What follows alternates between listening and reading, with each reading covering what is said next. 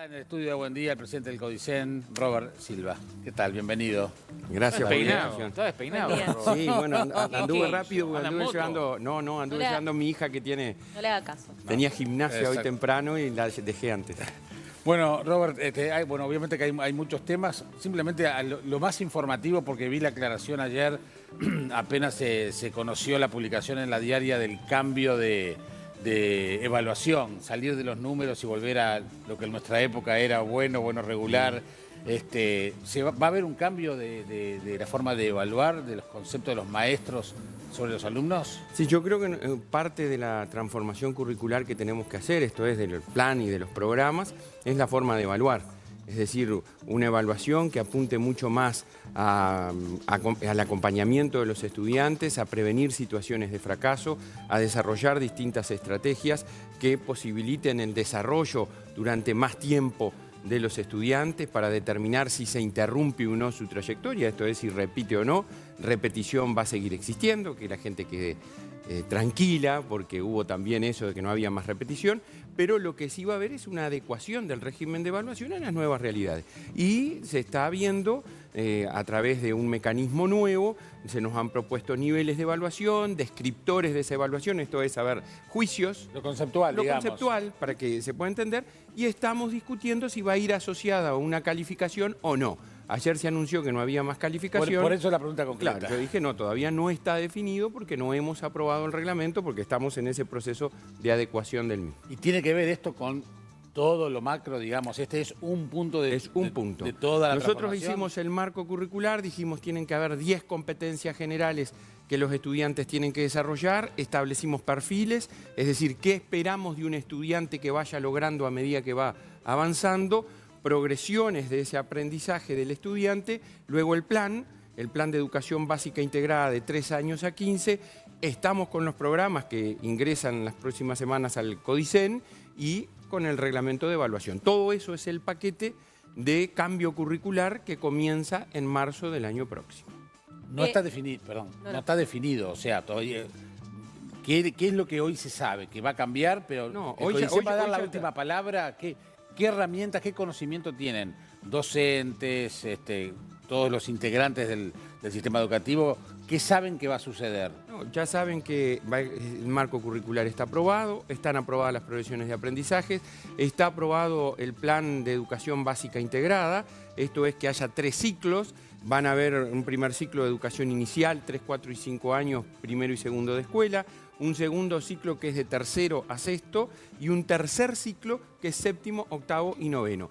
Todo a partir de una unidad pedagógica, didáctica, también evaluación, que ya hay un reglamento que se ha difundido, estamos incorporando los aportes que han venido y lo que nos queda, lo que resta por aprobar son los programas, que se acuerdan, porque acá hay mucha militancia de mostrar lo malo. Lo muy bueno que este país ha tenido por primera vez es que los programas se elaboraron por equipos técnicos de docentes designados por primaria, secundaria y UTU, por las asambleas técnico-docentes y sus representantes, hasta que quedaron y luego algunos otros continuaron, y eso se puso a consideración de todos. Y eso es lo bueno, porque antes los programas se hacían entre un grupito, se aprobaban y la ciudadanía los conocía y decía, ah, es eso. Bueno, ahora los pusimos en la web, se hicieron público, todo el que quiso opinar opinó, le pedimos opinión a las academias de ciencias, a la sociedad civil organizada a través de distintas entidades, a los partidos políticos, a las ATD, a las inspecciones y ahora están los equipos trabajando para que los programas definitivos los aprobemos. Esto de los ciclos es novedoso, ¿no? Porque estamos acostumbrados a un cierre y a una evaluación Claro. año a año. ¿Es posible que esta propuesta de que las evaluaciones sean por ciclo, o sea, cada 3 años, tenga la luz al final del camino o se va a seguir así? No, yo creo que sí, que vamos en la lógica de una evaluación más prolongada, que en realidad, para decirlo de alguna manera y para que nos entiendan, va a ser cada 2 años. Ok. Y eso va a permitir adecuar el país a lo que la neurociencia, a lo que los avances nos demuestran. Es decir, Sí.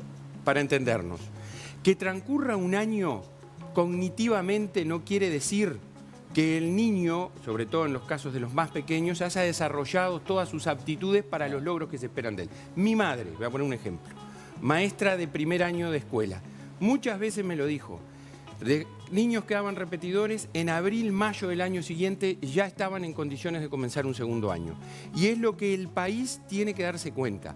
Que haya transcurrido un año dentro de la edad cronológica que hace muchísimas décadas se estableció, no quiere decir que haya que interrumpir la trayectoria. Porque además tenemos que tener en cuenta, cuando se repite hay un predictor, hay un antecedente que afecta mucho esa continuidad educativa y que puede determinar que fracase y a la larga termine abandonando el sistema educativo, como nos pasa. Yo lo vengo reiterando.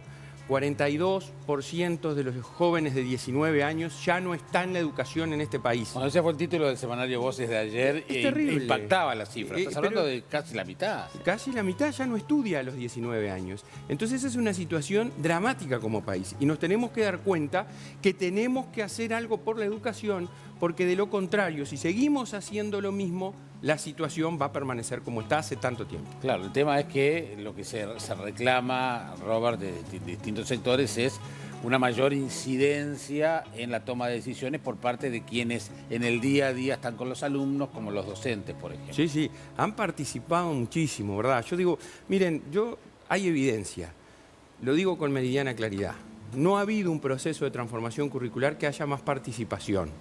Hemos tenido miles de personas que han participado, hemos realizado encuentros cara a cara, se han convocado varias veces a las asambleas técnico-docentes, hay equipos de trabajo de docentes, se convocó a representantes de las ATD, estuvieron, resolvieron retirarse, muchos de ellos se quedaron igual, a pesar de que por un WhatsApp les comunicaron que se fueran. Entonces, eso demuestra que ha habido participación y que también, y lo tengo que decir, hay intereses por fuera de lo educativo en muchos actores que ponen la oposición por la oposición misma, porque no están de acuerdo con este proceso de cambio, porque incluso hay hasta diferencias filosóficas en cómo concebir la educación. Y hay otras situaciones que lamentablemente interfieren, que son cuestiones político-partidarias. Y eso es una situación compleja que el país y las familias tienen que luchar para que no vuelva a trancar un cambio educativo que es imprescindible. Y bueno, y en ese panorama, en ese barco que es la educación, lo que estás pintando es un tránsito bastante problemático. Sí, porque esto va a seguir, esto va a seguir. Por eso, ¿cómo enfrentar toda esta situación? Porque a la medida en que comience el año electivo próximo, esta oposición, justa o injustamente, tú lo ves como algo muy, muy injusto y con intereses partidarios muy claros, va a seguir. Entonces, ¿podrá haber un año lectivo normal, tranquilo, para evaluar correctamente si lo que se hizo? Además, es fundamental evaluar si toda esta transformación funciona. ¿Y cómo se evalúa? Que todo transite normalmente. Yo quiero decir una cosa también, que nosotros hemos ido tomando muchos aportes porque hay mucha gente que está trabajando independientemente de los partidos políticos. Y quiero ser bien claro para ser agradecido, porque acá hay gente que está trabajando muchísimo en este proceso de cambio que no vota a los partidos de gobierno. Y eso es importante y hay que decirlo. Esto no es un cambio educativo de blancos, colorados, independientes y de gente cabildo. No, esto es de gente de la educación. Equipos de cientos de personas que están trabajando. A pesar incluso de persecuciones que han habido. A pesar de insultos, a pesar de dichos o dimes y diretes hasta en redes sociales. Entonces, eso quiero dejarlo claro. Dos, nosotros esperamos tener un comienzo del año de la mejor manera posible porque aspiramos, francamente, a que muchos de los actores que realizan la oposición a este proceso de cambio estén en una actitud proactiva al diálogo que nosotros mantenemos siempre abierto y la posibilidad de acompañar. Voy a poner un ejemplo. Nosotros hicimos por primera vez ahora que los profesores puedan elegir por 3 años, los docentes efectivos de secundaria, aquello que hace tanto se reclama, ¿no? Que los profes no elijan todos los años, que por favor haya estabilidad. Bueno, nos decidimos, convocamos a los sindicatos, vamos por los 6 departamentos, más los centros María Espínola de tiempo completo, lo vamos a hacer. El sindicato empezó con argumentos ahora de que no se puede, de que está mal.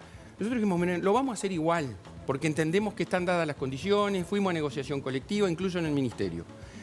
Y conformamos un equipo de seguimiento e incorporamos a los sindicatos, porque creemos que tienen que estar. Y esa es nuestra actitud, y creo que ese debe ser el camino para construir juntos el cambio que la educación precisa. Robert, mucha gente vinculada al tema de la cultura y las humanidades dicen que en secundaria se ha relegado en favor de otros conocimientos más técnicos, las humanidades. Un relato, para decirlo y entenderlo, otra mentira más. No es cierto, es falso. Música y plástica o visual y plástica tenían 12 horas, continúan teniendo 12 horas. Lo que cambiamos un poquito, y yo le hablo mucho a los chiquilines, a los estudiantes, es la modalidad. Vamos a cambiar un poquito, por ejemplo, la música.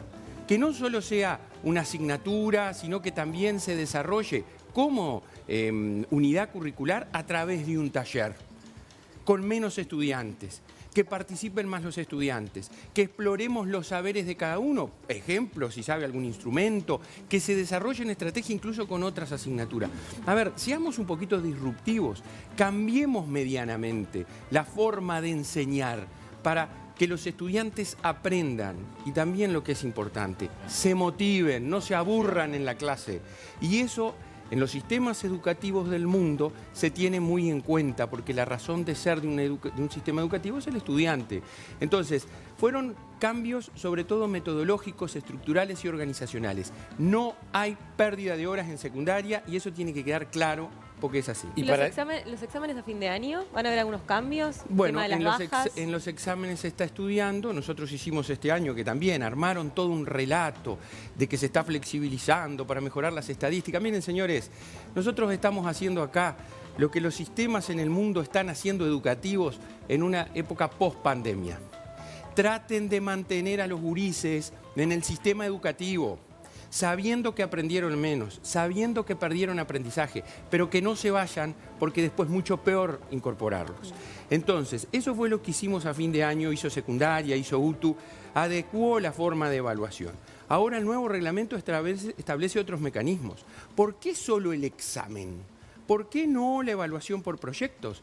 ¿Por qué no la resolución de situaciones problema a través de presentación? Eso es un cambio cultural. Pero claro, y por eso la formación a los docentes. Porque hay muchos docentes que esto que yo digo lo hace, yo soy de UTU, lo hacemos en UTU hace muchísimo tiempo, y hay otra cantidad que no. Y hay que decirlo, y yo con esto no estoy agraviando a mis colegas. Hay muchos que se siguen parando frente a la clase, toman sus apuntes de hace muchos años, dicen lo que leyeron, el estudiante toma nota y luego una vez por mes replica por escrito. De memoria. De memoria. Y eso ya no es la educación que requerimos. Entonces, se cambia el plan, se cambian los programas y hay que iniciar el proceso de cambio en la metodología, en el cómo se enseña. Claro, ahí va. Ese es un punto clave, la formación de los docentes. Por primera vez tenemos un proceso de cambio curricular, por primera vez, que tiene formación masiva para inspectores, directores y todos los docentes involucrados. A través de Ceibal, con la plataforma de Ceibal, estamos desarrollando esa formación para iniciar un proceso. Y vamos a probar prontamente toda la formación para el 2023 con una inversión importante porque nos parece que es fundamental acompañar a nuestros equipos docentes y formarlos. La enorme mayoría de los docentes, y quiero ser claro porque recorro el país, converso, está de acuerdo que tenemos que cambiar la educación y ese es el cambio. Robert, consulta. ¿A qué debes las colas esas que se dan ahí en las escuelas de horas y horas? 2 días, días. el fin de semana pasado. ¿Cómo? Sí. ¿Qué pasa ahí? A ver, ¿Qué es lo que pasa yo ahí? lo primero que digo es que nosotros tenemos un sistema, yo ya he hablado con la Dirección General de Primaria, que tenemos que cambiar. Un sistema de preinscripción que ya lo hemos desarrollado en secundaria y UTU. UTU, por ejemplo, tiene un sistema de agenda. Para primero, lo que va a ser séptimo de liceo y de UTU hay una preinscripción, algo de eso tenemos que armar. Ahora, también te digo una cosa, ¿no? Son unos crack armando relato. ¿Por qué? Porque se dio en 7, 8 escuelas. Entonces, las colas fueron en la Simón Bolívar, en la 83, que es el contraturno. En el jardín no es que tenga cola, el jardín tiene una cosa que no es de ahora. Es un jardín de tiempo completo que no tiene en sus inmediaciones escuelas de tiempo completo. Porque las escuelas de tiempo completo están pensadas para los quintiles 1 y 2. Por más que ahora la realidad, por cómo se fueron haciendo en los tiempos anteriores, desvirtuó esa génesis, hay escuelas en los quintiles altos, La génesis de un tiempo completo en lo público por ahora, y tenemos que avanzar, es eso. Pero no quiero No, está eludir bien, Robert, pero igual la- en 8 escuelas es terrible que los padres estén desde el viernes Sin duda, a la sin noche duda, para el porque lunes. ahí también hay un problema de comunicación. Claro. Porque los padres tienen que saber que por más que hagan cola, el orden de llegada no determina la inscripción. Claro, eso Porque claro, hay una claro. cantidad Sí. de factores que determinan. Porque ¿qué pasa? Hay escuelas que tienen 5 años. Entonces el grupo de 5 años pasa entero a primero de escuela. Entonces, quedan muy pocos lugares en esa escuela. Los que vienen o de privado, o de un jardín o lo que sea, quieren ir ahí, les dicen, no, nosotros ya tenemos nuestros estudiantes, esa es la prioridad, nuestros niños, y quedan pocos lugares. Y también hay un tema que incide, hay un imaginario de que esa escuela o determinadas escuelas son buenas y quiero que vaya ahí, o porque yo fui ahí, quiero que mi hijo vaya ahí. Y bueno, y no siempre Claro. hay cupo para todos. Entonces, son 7, 8, así sea una, estoy de acuerdo contigo. Hay que informar bien a la gente y hay que cambiar el sistema para que en ninguna escuela pase lo que pasó en esas pocas. Robert, otro tema, pero que es bien importante, que es una demanda que tenemos hace mucho tiempo, en esto de la reforma educativa, ¿cómo se está trabajando para adaptar no solo los centros educativos, sino los contenidos, para que sean accesibles para todos, ¿no? Los aprendizajes, ¿cómo se está trabajando en ese sentido? Para la accesibilidad, sobre todo para las personas con discapacidad. Bueno, una excelente pregunta. Ayer hicimos una cosa extraordinaria que por primera vez pasa en la educación pública de este país. Ayer presentamos los libros de inglés para secundaria YouTube, para educación media, de primero a sexto, hechos por docentes uruguayos para el aprendizaje del inglés desde nuestra contextualidad, desde nuestras realidades. Se habla de la fiesta de la patria gaucha, se habla de la fiesta de la sandía, se tienen textos de docentes, de estudiantes de distintos lugares. Y esos libros fueron realizados con nuestros equipos utilizando el diseño universal de aprendizaje.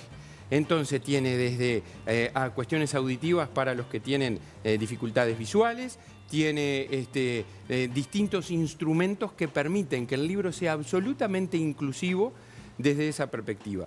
Además de que es gratuito, que eso es otro problema que teníamos en el Uruguay. Yo lo padecí siendo estudiante en Tacuarembó. Mis padres no me podían comprar el libro de inglés porque era carísimo.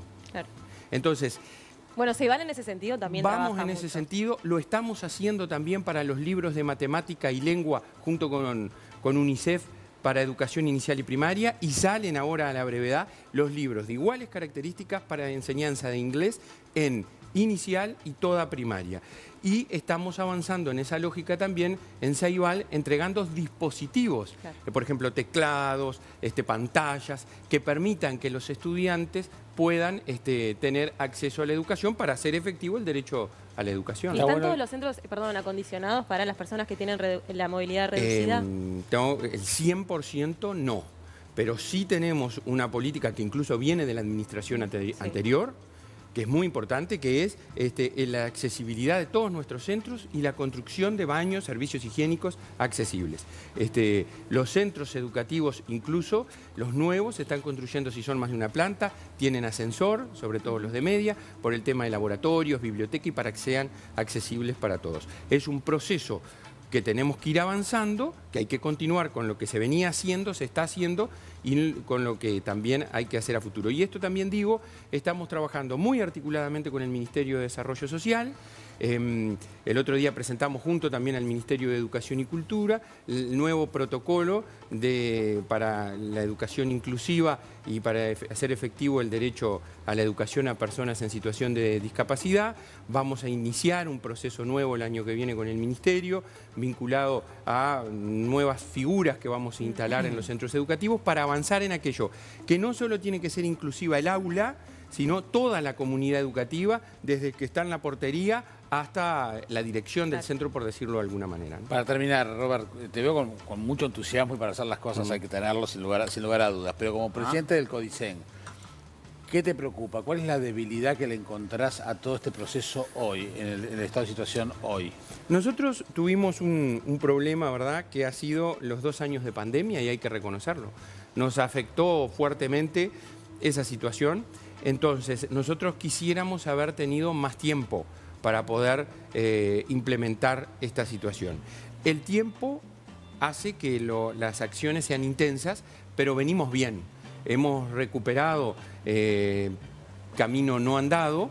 Hemos intensificado acciones, hemos ampliado los equipos y también nos ha permitido aprobar una cosa que también es muy buena y por lo menos déjenme decir el titular, las 5 carreras nuevas de la formación de docentes. El techo máximo de calidad de un sistema educativo es la calidad de sus docentes.